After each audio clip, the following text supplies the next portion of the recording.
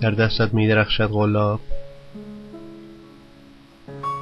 شب در تاریکیش مبهم است و با سادگی میپذیرد این ستاره کوچک را. شاید به این خاطر است که در لنگر این ستاره بیخوابم، در بند چشمان شب. نور دیدگانش بودم، گرد دنیا، جای پا و راه.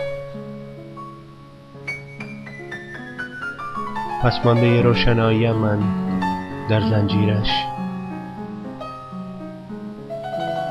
آتشی که به من پرتو افکند خواست دارم از چشمانش. ولی از یک شکاف نگاهش شبی باز می شود که راهی ارائه می کند به آنسان نقره‌ای که مرا در فکر و اندوه غرق می کند.